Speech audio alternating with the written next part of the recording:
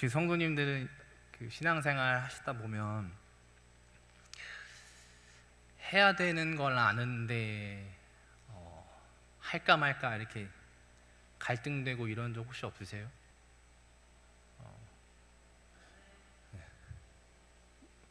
이게 사실 범위가 너무 커가지고 뭐 하나 딱 얘기하기가 힘들 것 같아요.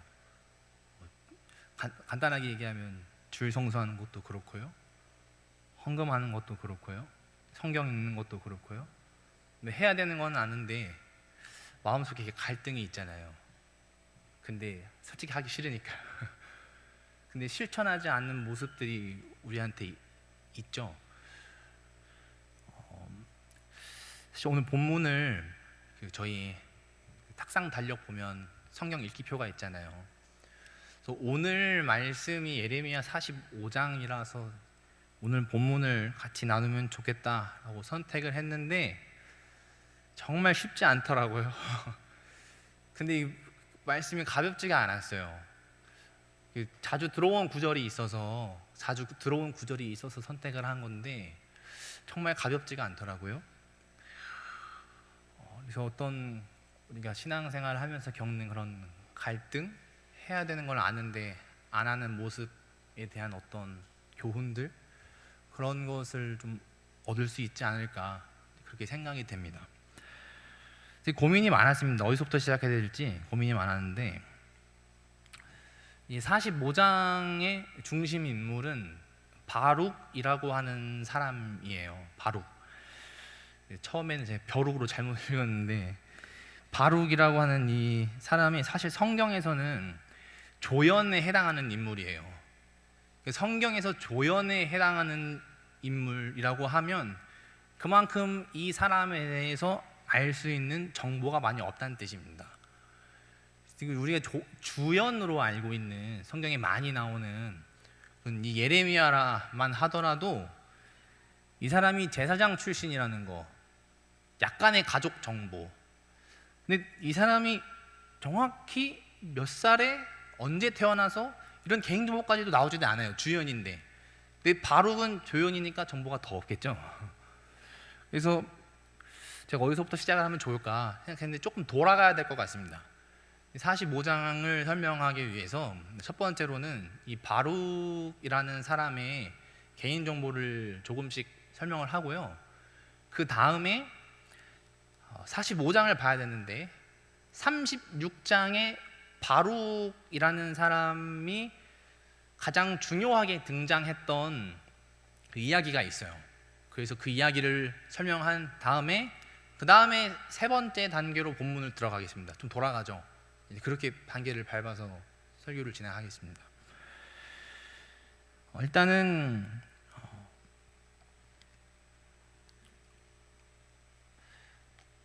이 바룩이라는 사람은 직업이 서기관으로 알 수가 있어요. 쭉 여러 군데를 찾아보면요. 서기관이 우리는 보통 예수님 시대 때 이제 많이 들어봤기 때문에 그때 있었던 직업이라고 생각되지만 사실 그렇지는 않고요. 왕정 시대니까 당연히 높은 사람이 구두로 하는 어떤 명령이나 약속 같은 거를 당연히 적어야 되겠죠. 그리고 중요한 문서가 있으면 필사도 해야 되겠죠. 그 조서를 내릴 일이 있으면, 칙령이 있으면 이거를 써서 필사해서 각지에 뿌려야 되겠죠. 그러니까 이 뭔가를 적고 기록된 문서를 관리하는 것은 상당히 중요한 일이고요. 보안이 요구되는 일이기 때문에 서기관이라는 것이 되게 흔한 직업은 아니고요. 좀 전문직에 속하는 직종이고, 당시 문맹률이 높았던 걸 생각하면 되게 대단한 학식이 있는 사람들이었어요. 그런 뿐만 아니고 왕궁에서 일하는 사람들이기 때문에 높은 직책의 관리이기도 해요. 근데 또 이제 예레미야 뒷부분에 보면 가족이 한 명 나와요. 스라야라고 하는 형제가 한 명 나오는데, 그 사람은 시드기야가 유다의 마지막 왕이거든요. 시드기야 왕의 시종장이었습니다. 바룩의 형제가 왕의 시종장이었어요. 지금으로 치면 비서실장이죠. 대단한 가문의 사람인 거예요, 사실은요. 그렇죠? 만만한 사람이 아닌데, 오늘 본문에서 바룩은 예레미야의 예언을 받아가지고 겪는 서기관으로 나옵니다. 그래서 어떻게 바룩이 예레미야랑 같이 함께 일하게 되었는지는 성경의 그 자세한 경위나 언제 처음 만나게 됐는지 그 시기 같은 거는 성경에 잘 나오지 않아요. 그리고 언제 하나님께 부름을 받아서 서기관으로, 하나님의 말씀을 적는 서기관으로 부름 받았는지도 잘 나오지가 않습니다.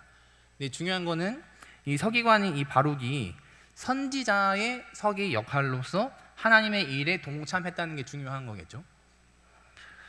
그래서 이제 바룩이 등장하는 이야기 중에 크게 세 가지 이야기가 나오는데 36장의 이야기가 가장 유명하고 가장 길게 나옵니다. 그래서 제가 이 36장의 이야기를 좀 짧게 요약해가지고 설명을 드릴게요. 듣다 보면 아, 이 이야기구나 하실 거예요. 예레미야 36장 1절을 보면은 여호야김 제4년이라고 되어 있습니다. 그 시드기야가 아까 마지막 왕이라고 했잖아요. 여호야김은 뒤에서 세 번째 왕이에요. 그러니까 시드기야 전 왕이죠. 근데 이 여호야김 4년을 좀 기억해 두셔야 됩니다. 이따가 다시 나와요. 그래서 하나님이 예레미야에게 여호야김 4년 때 유다의 심판에 관한 말씀을 기록하라고 명령을 하셨어요. 당시 예레미야는 예루살렘 성전 근처에 머물고 있었는데 36장 5절 제가 자막에는 안 띄웠습니다만 예레미야가 누군가에게 자기가 붙잡혀 있다고 해요. 있네요. 다행입니다. 자신이 직접 할 수가 없는 상황이었어요. 하나님이 예레미야 너가 예언을 써라 했지만 예레미야 자신이 할 수 없는 상황이었어요. 그래서 예레미야는 서기관인 바룩을 통해서 하나님의 말씀을 적기로 하거든요. 근데 이때 바룩이라는 사람이 그 시간 순서상 처음으로 나오는 게 36장이에요. 원래 예레미야는 시간 순서로 쓰여 있지가 않습니다. 그래서 36장에서 이 바룩이 처음 시간 순서 등장을 하는 거예요. 그래서 바룩은 두루마리의 이 하나님의 예언을 기록합니다. 이때 제가 조금 자료를 찾아보니까 두루마리가 당시에 엄청 컸던 것 같아요. 이렇게는 한 3m, 죄송합니다, 90cm 정도? 이렇게가 길게는 9m 정도 됐다고 해요. 근데 하나님이 예레미야에게 적으라고 하신 예언의 분량이 예레미야가 요시야 왕 때부터, 요시야 왕은 뒤에서부터 5번째 왕이거든요. 그때부터 지금까지 했던 모든 예언을 다 적으라고 했으니까 얼마나 많겠어요. 근데 그 예언을 다 적으라니 두루마리가 몇 장이 필요했겠죠. 그러니까 어마어마한 양을 바룩이라는 서기관이 적기 시작을 한 거예요. 근데 이 둘의 관계가, 물론 바룩이 36장에 처음부터 나오지만 언제부터 관계가 시작됐는지는 성경에서 말하지 않아서 모릅니다. 잠시 이제 두루마리의 내용을 조금 생각을 해봐야 됩니다. 두루마리에는 예레미야가 예전에 선포했던 예언이 다 들어가 있다고 했었잖아요. 근데 하나님의 경고와 심판의 메시지들이 거기에 들어가 있거든요. 왕들이 싫어할 만한 메시지가 들어가 있어요. 네가 회개 안 하면 왕의 시신이 끌려다닐 거다. 왕의 집이 무너질 거다. 어디로 팔려갈 거다. 포로로 잡혀갈 거다. 이런 얘기가 있으니까 당연히 싫겠죠. 근데 예레미야서의 다른 장들에서를 유심히 보면 예레미야가 했던 예언들이 항상 파괴, 멸망, 포로 이런 것만 예언이 됐던 건 아니에요. 되게 많이 있는데 제가 4가지 구절만 가져왔는데 이걸 제가 쭉 읽겠습니다. 눈으로 따라오시면 돼요. 예레미야 30장 10절에 여호와의 말씀이니라. 그러므로 나의 종 야곱아 너는 두려워하지 말라. 이스라엘아 놀라지 말라. 내가 너를 먼 곳으로부터 구원하고 내 자손을 잡혀가 있는 땅에서 구원하리니 야곱이 돌아와서 태평과 안락을 누릴 것이며 두렵게 할 자가 없으리라. 이거 소망의 말씀이죠. 그죠? 30장 17절에 보면은 여호와께서 말씀하시니라. 보가 내가 야곱 장막의 포로들을 돌아오게 할 것이고 그 거처들의 사랑을 베풀 것이라. 성읍은 그 폐허가 된 언덕 위에 건축될 것이요 그 보루는 규정에 따라 사람이 살게 되리라. 회복을 약속하고 있습니다. 31장 4절에 보면 처녀 이스라엘아 내가 다시 너를 세우리니 내가 세움을 입을 것이요 내가 다시 소고를 들고 즐거워하는 자들과 함께 춤추며 나오리라 라고 했습니다.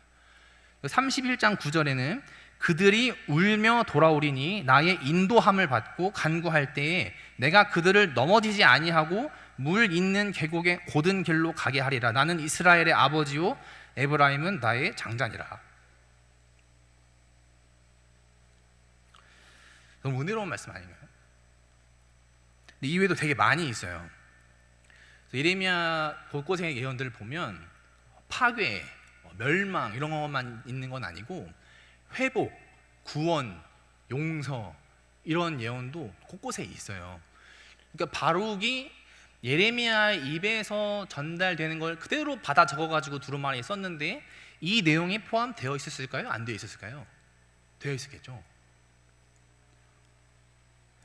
그래서 하나님이 예레미야가 했던 모든 예언을 두루마리에 다 기록하라고 한 이유가 여기에 있습니다. 물론 심판과 멸망에 대한, 전쟁에 대한 예언만 했어도 그 파괴력이 되게 셌을 거예요. 다 망한다고 해버리니까 당연히 파괴력이 셌겠죠. 근데 하나님이 이 예언을 하시는 목적은 결국 뭐겠어요? 이 백성들이 돌아오기를 바라시는 거잖아요. 근데 하나님이 이러한 예언과 파괴를 예언하셨음에도 불구하고 그 뒤에는 반드시 회복과 구원과 용서가 있다, 이러한 예언을 하시니 이 말씀을 듣는 이스라엘 사람들이 희망을 갖겠죠. 미래에 이런 고난이 닥치더라도 우리는 그래도 하나님이 우리를 잊지 않으시고 우리를 데려오시겠다라고 약속하셨으니까요. 그래서 바룩이 여차저차 불러주는 데 다 받아 적고요. 이것을 예레미야의 지시대로 사람이 많이 모이는 성전에 가서 낭독을 하게 됩니다. 이제부터 슬슬 기억이 나실 거예요. 낭독을 하게 되는데 중요한 정보가 있어요. 이때 낭독을 했던 시기가 여호야김 4년이 아니고요, 여호야김 5년 겨울이에요. 그러니까 시간이 상당히 많이 지났죠. 근데 그때에 국가적으로 좀 큰 위기가 닥쳤었는데 그때 금식을 선포했을 상황이었는데 바룩이 성전에서 이 두루마리를 가지고 하나님의 멸망, 심판, 전쟁, 회복, 구원, 용서에 대한 예언을 낭독한 거예요. 근데 이걸 곧장 왕에게 가서 한 건 아니고요, 관리들이 이걸 들었어요. 그래서 이거를 두루마리를 가져다가 왕에게 전달을 하면서 그 관리들이 메시지를 들어보니까 심상치 않잖아요. 그래서 바룩과 예레미야에게 어디 피신해 있으라고 하고 이걸 왕에게 갖다 줍니다. 왕의 반응이 어떠했냐면 여호야김은 이 겨울이니까 자기 궁전에서 난로 옆에 앉아가지고 두루마리를 낭독하는 걸 듣고 있었는데 하나님의 말씀을 낭독이 다 끝나지 않는데 읽으면 읽을수록 그 종이가 남잖아요. 그걸 칼로 잘라다가 다 불태웠습니다. 그래서 주변에서 막 태우지 말라고 만류를 해도 아랑곳하지 않고 다 불살랐어요. 그러니까 여호야김의 이런 행동은 당연히 하나님의 말씀을 무시하고 경멸하는 태도를 보여준 거죠.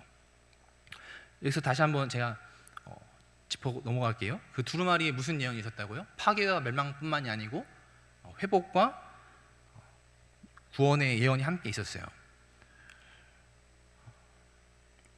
여기서 잠시 이제 제가 바룩에 대해서 설명을 드렸는데 우리 성도님들이 지금까지 들어온 바룩이라는 사람이 어떤 사람으로 보여요? 신실한 사람인 것 같습니까? 용감한 사람인 것 같아요.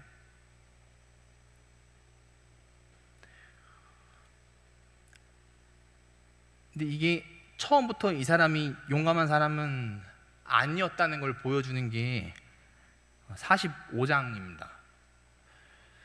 그래서 제가 지금까지 36장을 얘기했는데 이제부터는 45장으로 넘어갈게요. 45장 1절을 보면은 이렇게 되어 있습니다. 유다의 요시야 왕의 아들 여호야김 넷째 해에 네리야의 아들 바룩이 예레미야가 불러주는 대로 이 모든 말을 책에 기록하니라. 그때에 선지자 예레미야가 그에게 말하여 이르되, 뭔가 익숙하죠? 뭐가 익숙하죠? 여호야김 몇 년째 해예요? 넷째 해예요. 아까 36장 1절에서도 몇째 해였죠? 넷째 해입니다. 36장의 사건과 45장의 사건이 동시대에 있었던 사건이에요. 그리고 바룩에게 예레미야가 불러주는 대로 이 예언을 두루마리에 적었죠. 똑같은 사건을 얘기하는 거예요. 근데 똑같은 사건을 두 번 기록하는 것은 다른 부분이 있으니까 기록한 거겠죠. 근데 뭐가 다른가 하면 그전에요. 아까 바룩이 낭독한 게 몇 년이라고 제가 말씀드렸죠? 몇 년 겨울요? 네, 5년 겨울 기억하시죠? 네, 그러니까 제가 다시 정리해드리면 바룩이 적은 거는 몇 년이에요? 네, 4년. 읽은 건 몇 년이에요? 네, 5년 겨울이에요. 그러니까 1년 정도 간격이 있는 거예요. 근데 지금 45장의 사건이 5년이 아니고 몇 년이요? 네, 이거를 잘 기억하셔야 됩니다. 그래서 지금 바룩이 대피를 했는데 완료를 했어요. 근데 이게 여호야김 제4년, 그러니까 이때는 아직 바룩이 낭독하기 이전이죠. 그래서 대피는 끝났을 그 사이에 있는 일이에요. 그 여호야김 4년과 5년 겨울 사이에, 대신에 기록은 다 끝나는 그 사이에 있었던 그 잠깐의 얘기를 하는 거거든요.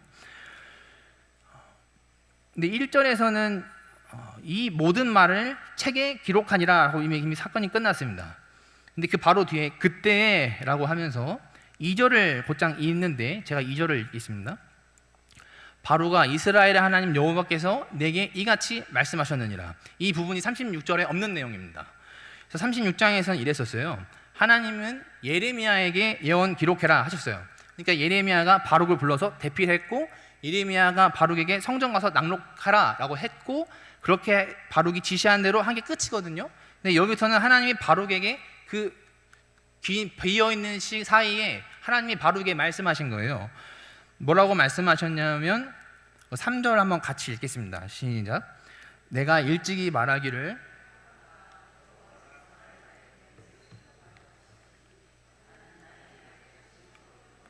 평안을 찾지 못하도다. 하나님 지금 바룩이 한 말을 다 들었다고 하시죠. 근데 바룩이 뭐라고 말했냐 하면, 제 말로 좀 바꾸면 하나님의 고통을 나에게 더하고 있다. 나는 탄식으로 지쳤다. 안식을 찾지 못했다 라고 호소하고 있는 거예요. 아까 그 담대하게 성전 가서 두루마리를 막 읽었던 모습을 보면은 용감한 모습인데, 45장의 말씀을 보면은 하나님께 불평을 하고 있거든요. 그 간극이 좀 있죠. 그래서 지금 바룩은 자신이 겪고 있는 어떤 슬픔이나 고통이 심화되고 있고, 지칠 대로 지쳤고요. 그래서 마음의 안식을 찾지 못하고 있는 절박한 상황을 불평하면서 표현하고 있어요. 근데 하나님 다 들으신 거예요. 그래서 더 쉽게 말하면, 아이고 하나님 때문에 내가 못 살겠다, 내가 한숨이 끊이질 않는다, 힘들어 죽겠다, 이런 얘기를 하는데 다 들었다는 거예요, 하나님이. 근데 이제 왜 이랬을까요? 바룩이 왜 불만을 쏟아낼까요? 사실 다 짐작이 가는 것들이에요. 예레미야가 지금까지 전해왔던 메시지를 보면은 좀 너무나 이제 직설적이고 좀 파괴적이고 듣기 싫은 예언이 많잖아요. 그래서 아무리 회복 이런 용서나 그런 예언이 있다고 한들, 이 고관대작이나 왕이 들으면 당연히 싫어할 만한 예언들인 거예요. 실제로 36장의 여호야김 왕의 반응이 어땠어요? 다 잘라서 불태워버렸잖아요. 근데 그 바룩이 언제 예레미야를 만났는지 모르겠지만, 시기상으로 36장 이전에서도 예레미야는 수없이 멸시당하고 gat히고 이렇게 고난을 받아왔던 사람이에요. 바룩이 이거를 몰랐을 리가 없죠. 그리고 이 바룩 자신이 자신의 조국 유다가 멸망한다는 내용을 쭉 받아 적는데 그 자신조차도 얼마나 괴로웠겠어요. 그래서 3절에서는 바룩이 불평하는 걸 보면은 자기 나라에 곧 닥치게 될 파괴, 멸망, 재앙의 예언을 적는 것도 물론 가슴 아프고 힘든 일인데, 실제적으로 바룩에게 닥친 위험이 있어요. 이게 목숨의 위협입니다. 잘 이해되시죠?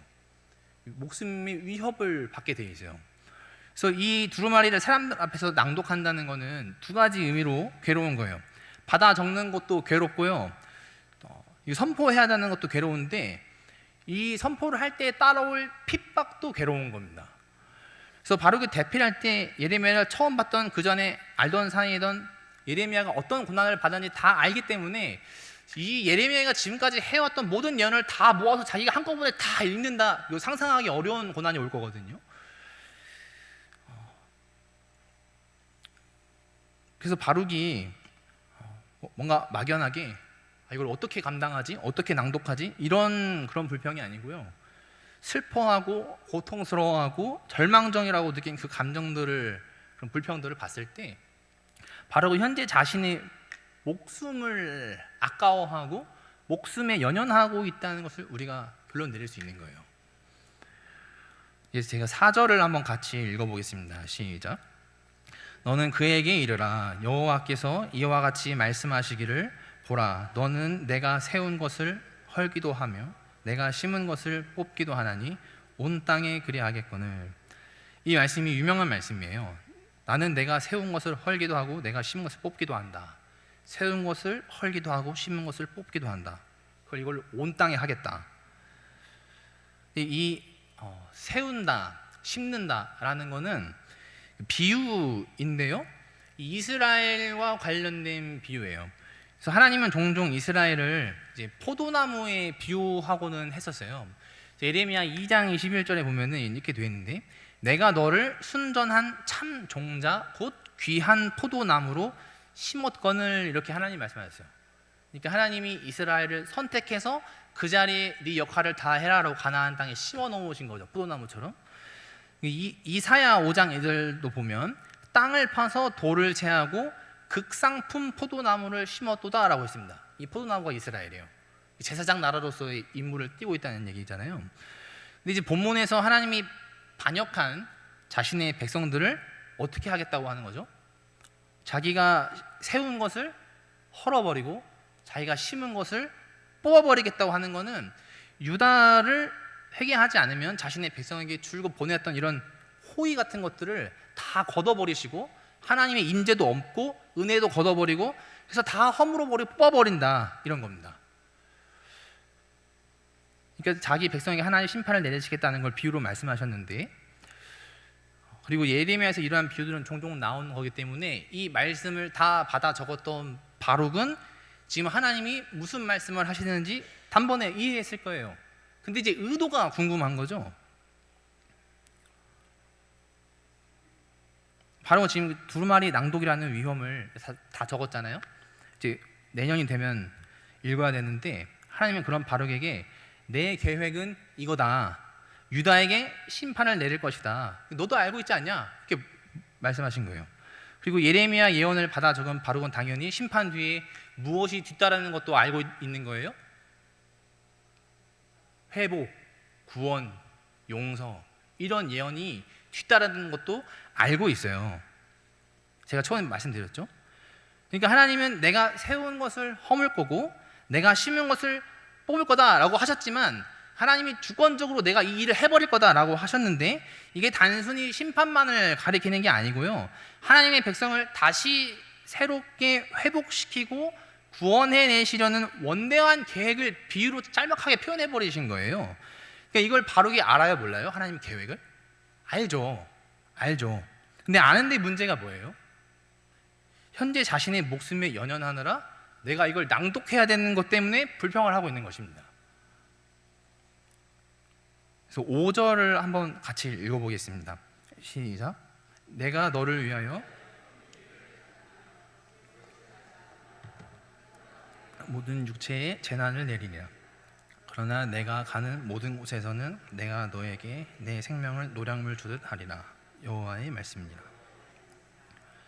여기에서 하나님이 질책하시는 그런 의도가 좀 분명해져요.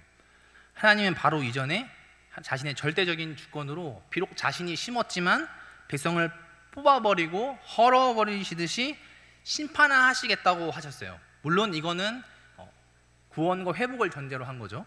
근데 이거를 온 땅에 하시겠다고 했어요. 근데 이 말씀대로 예레미야서를 보면 그 주변 국가들이 다 초토화되는 예언들이 많이 있거든요. 근데 이제 5절에서 바룩을 어떻게 나무라시냐면, 네가 너를 위하여 큰 일을 찾는다라고 합니다. 이 큰 일이 뭘까요? 바룩이 자기 자신을 위해서 뭔가 큰 일을 찾는데 그게 뭘까요? 결국 이러한 범주가 있는 거예요. 목숨을 부지할 방법이 뭘까? 이 내가 맡은 두루마리를 낭독하는 직무에서 벗어나는 방법이 뭘까? 고난받지 않을 수 있는 방법이 뭘까? 이게 자기 자신을 위한 일이죠. 그래서 하나님이 온 세상에 재앙을 내리실 것이라고 이렇게 말씀을 하시고 심판이 사실상 임박했어요. 근데 바룩은 이 예언의 두루마리를 읽어야 하는 책임을 가지고 있죠. 그래서 바룩은 자신의 신변의 안변을 위협을 느끼니까 불평을 한 거잖아요. 그렇다면 바룩에게 있어서 그 큰 일이란 여호야김 왕 같은 적대적인 세력으로부터 자신의 목숨과 안전이 보장되는 거죠.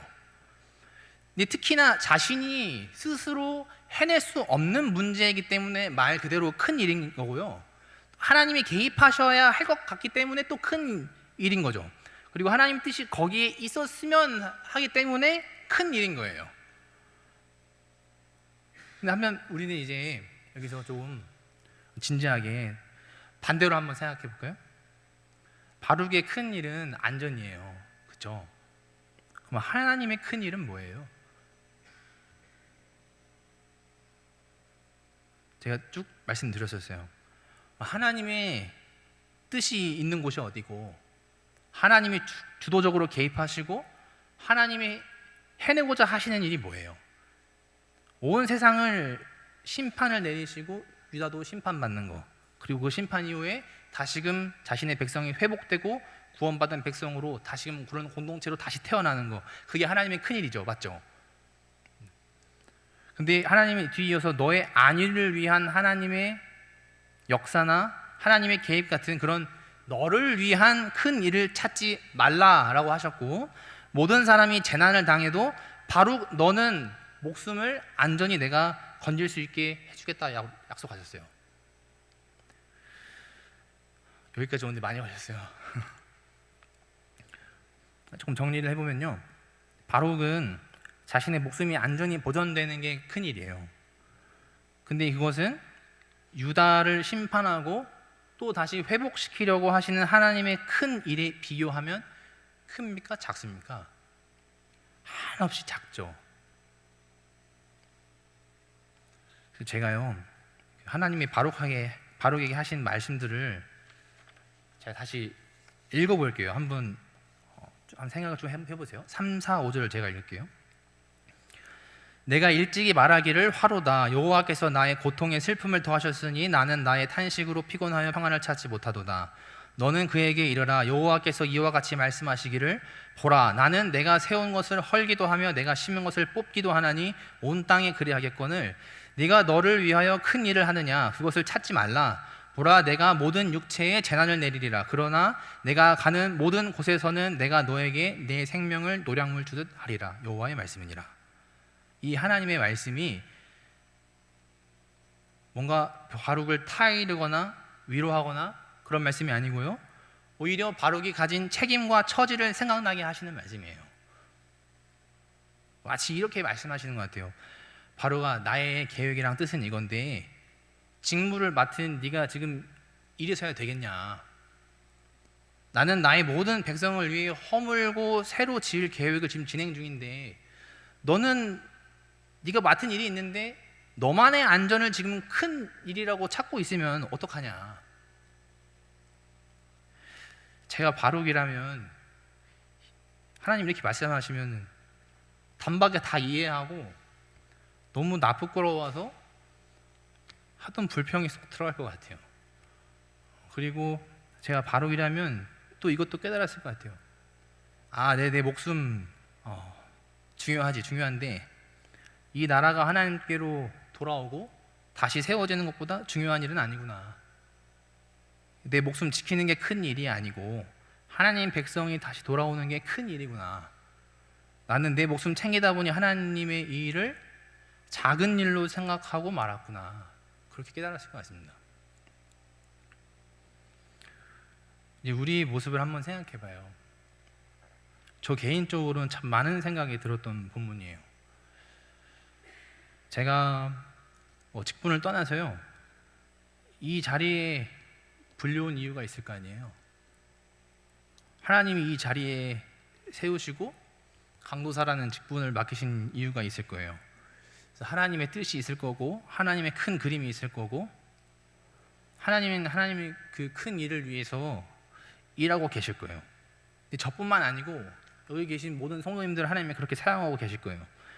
근데 저는 제가 있는 자리에서 하나님의 큰 일이 아닌 어떤 나의 안전, 나의 생계, 나의 행복, 나의 만족을 위해서 오늘도 무엇을 하며 존재해 왔는가를 생각하게 됩니다.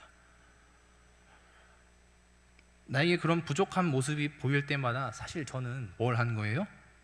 하나님의 일을 큰 일이라고 머리로는 알고 있지만 가슴으로는 작은 일로 받아들여 왔던 거예요.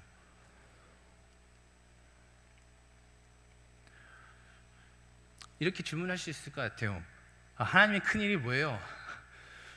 다 아는 거예요. 우리가 하면 하나님이 기뻐하실 만한 일들이 다 하나님의 큰 일 아닙니까? 그렇죠?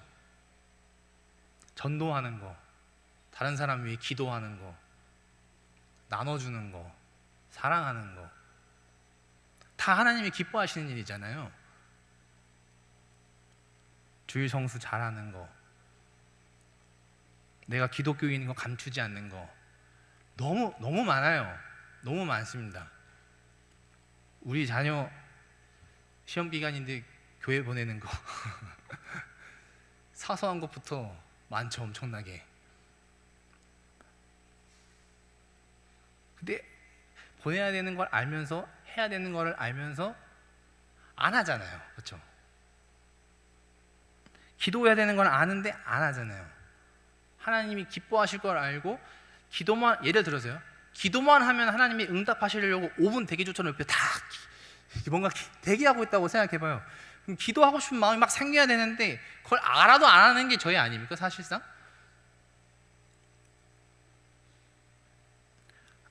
제가 오늘 성경을 딱 피면 하나님이 너에게 줄 말씀을 내가 다 준비해놨어, 청구책만 펴봐, 안 피는 게 사람이잖아요.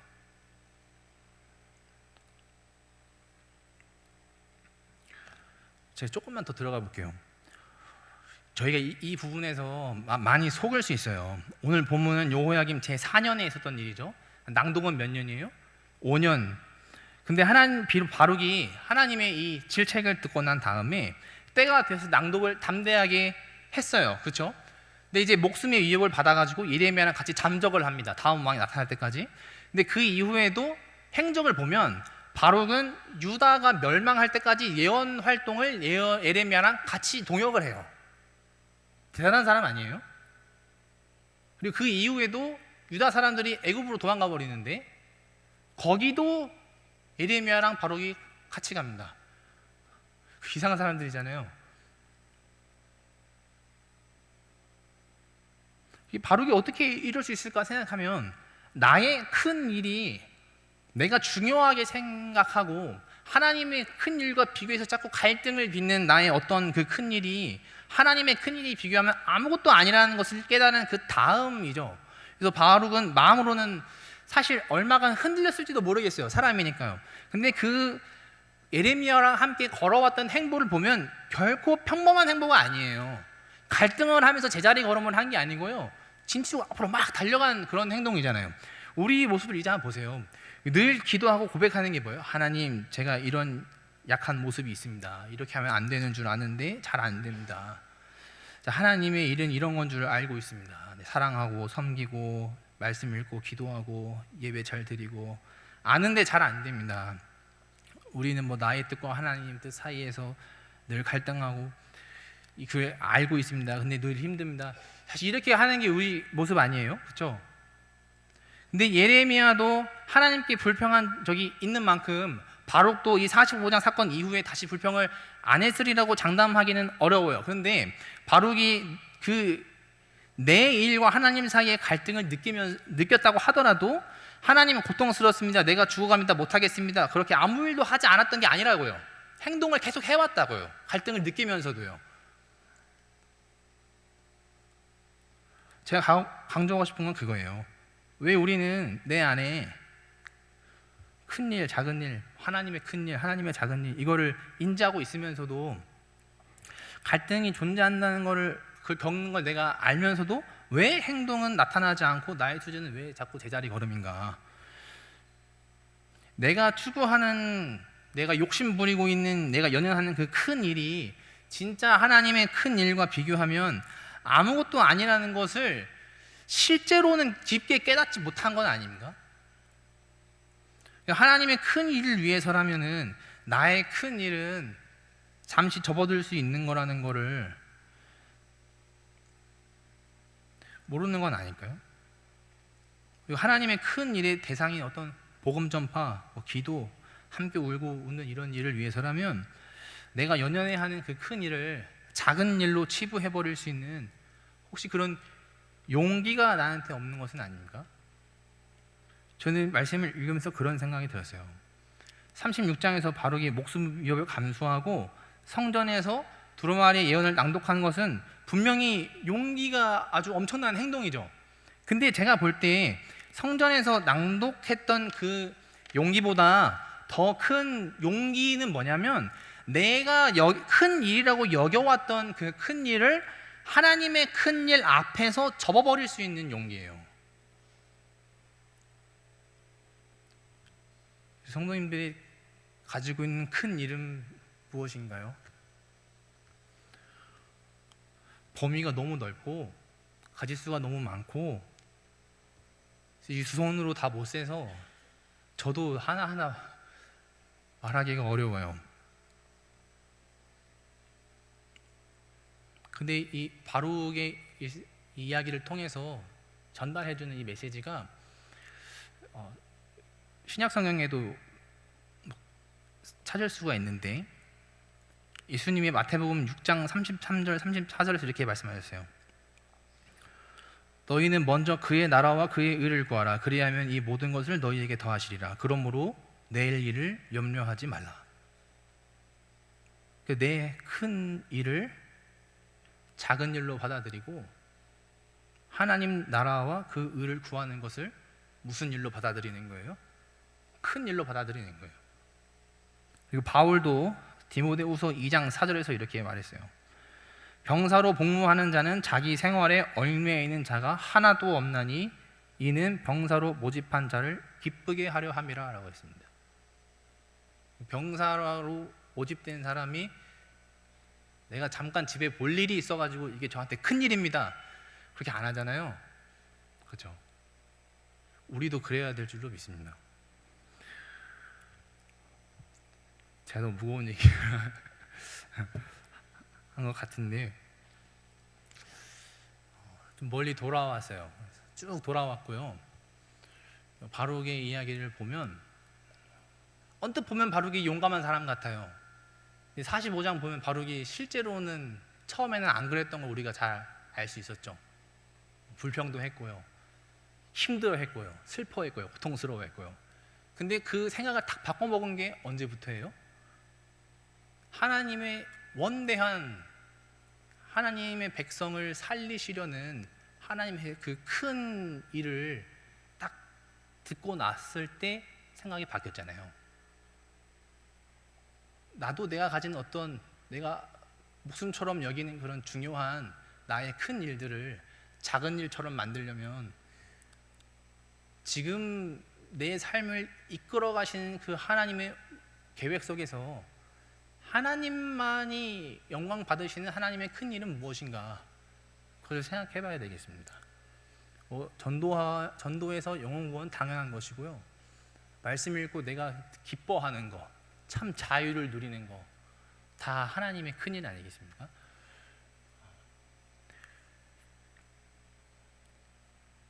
우리는 작은 일과 큰 일 사이에 관계를 잘 정립해서 내가 혹시나 아직도 내가 작은 일이라고 생각은 하지만 실제로는 큰 일이라고 여기고 있지는 않은가? 머리로는 하나님의 큰 일입니다, 입으로는 하나님의 큰 일입니다 라고 말하지만 실제로는 하나님의 작은 일처럼 내가 받아들이는 건 아닌가? 이것을 꼭 생각하시면서 제자를 걸음이 아닌 앞으로 나아가시는 우리 모든 성도님 되면 좋겠습니다. 네, 기도하겠습니다. 하나님 감사합니다. 오늘 바룩의 이야기를 통해서 우리의 신앙이 제자리 걸음이 아닌 앞으로 나아가야 하는 그런 신앙이 되고자 말씀을 전달하였습니다. 우리가 하나님의 큰 일, 하나님이 기뻐하시는 일이 무엇인지는 사실 다 알고 있는데 여러 삶 속에서 만나는 사람들, 사건들, 상황들, 문제들 때문에 하나님의 그 큰 일들을 잊어버릴 때가 많이 있습니다. 예수님이 말씀하신 것처럼 먼저 그 나라와 의를 구하는 참 성숙한 신앙인들이 되게 도와주시옵시고, 병사를 모집한 자를 기쁘게 하는 그런 참된 병사로 남을 수 있도록 하나님 역사하여 주시옵소서. 예수님 이름으로 기도합니다.